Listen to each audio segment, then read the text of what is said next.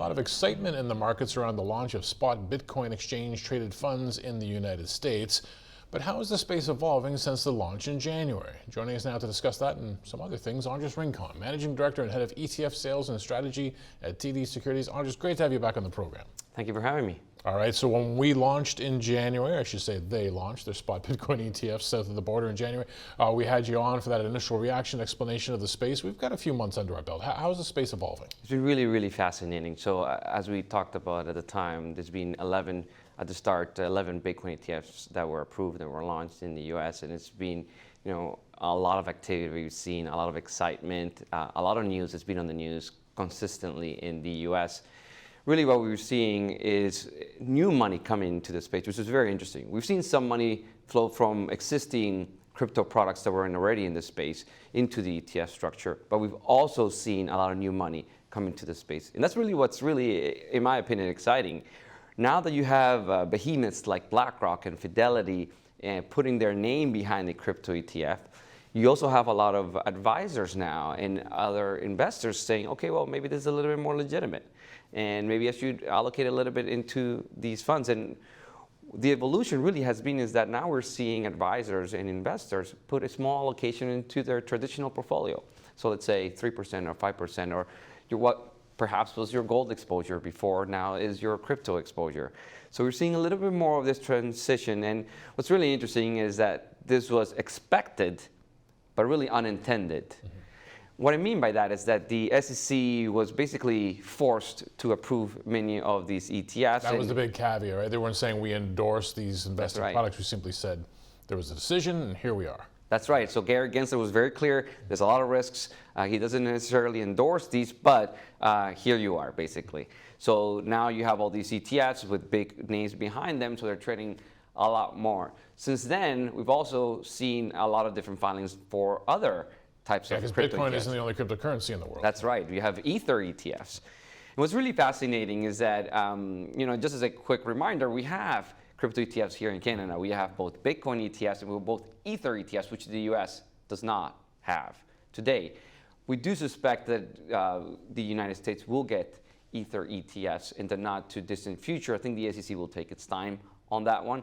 But given what we've seen in Europe, for example, we do suspect that we're going to see Ether and other cryptocurrencies eventually come on board.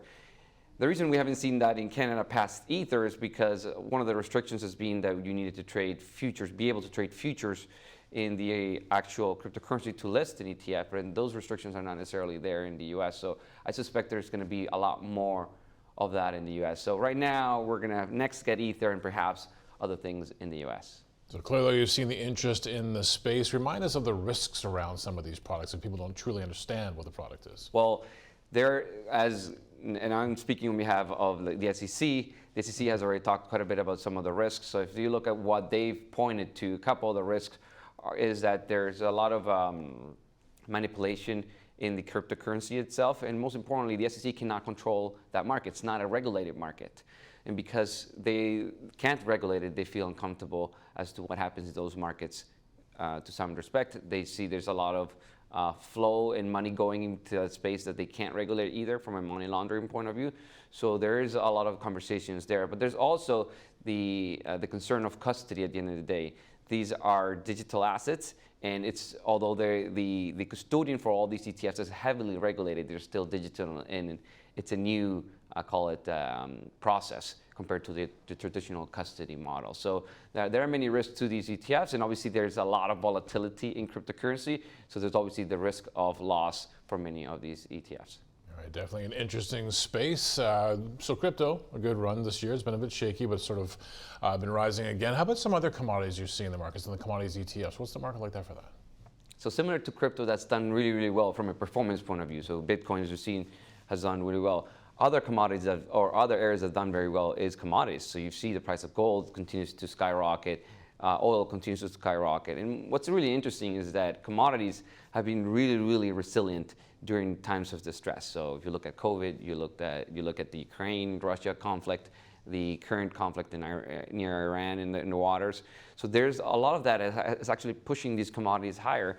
And not just these two, gold and oil, but also across the board. Despite that, though, the allocation to commodities is relatively low these days.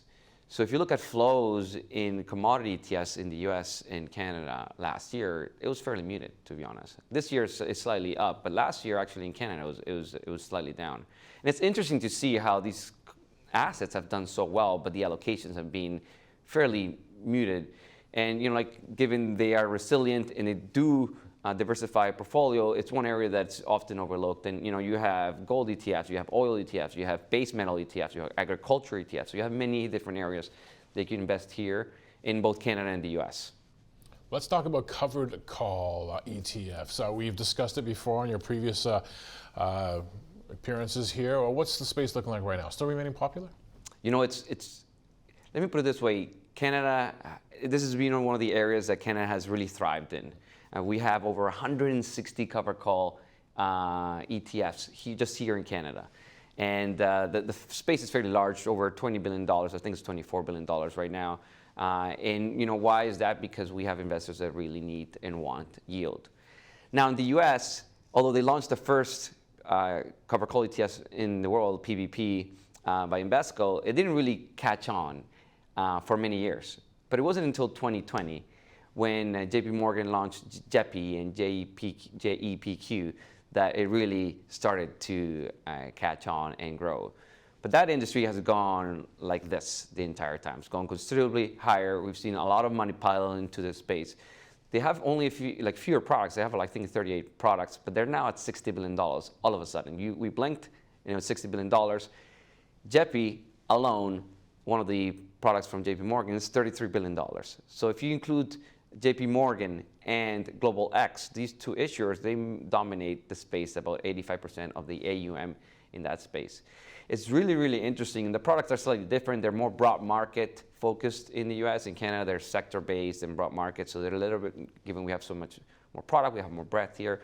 But the popularity in the US has gone very, very high, very incremental. Now every single issuer, every week or so, is launching a new covered call ETFs because they're seeing the benefits of those products in the US. What do investors need to be aware of in this? I mean, the idea of a covered call, from what I understand, is to generate some income, but maybe you don't take part in all of the upside. That's right. Yeah. That's right. So basically, when you're investing in a yield enhanced or covered call ETF, you're making an active decision to give away some of your growth in exchange for income today. So you're saying, I prefer in this environment or in the current environment that I am as an investor, I prefer to get income today versus the growth that I might get in the future and the benefits of that. And to many retirees, this is exactly what they want. So it also depends on what part of your life cycle you're in, right? So it's not for everybody, it's for the right people that want income, and that's what these products offer. Very important to make those decisions and considerations. We've got a bit of an anniversary in the ETF space as well. It's been 34 years since something happened. Yes, a lot of people don't know this actually, but the first ETF ever launched here in Canada. It was a very tight competition between what we call the TIPS, which was it tracked the TSX 35 index, and that was the first ETF ever launched in the world. Shortly after SPY, which is the world's largest ETF, launched, but Canada actually launched the first ETF, and in March it was the 34th anniversary of ETFs, and also we had a couple very good milestones. We have 40 issuers now, 1,400 products in Canada, and over $400 billion in assets under management in the ETF industry. So we also hit a couple milestones in February and March for the ETF industry in Canada.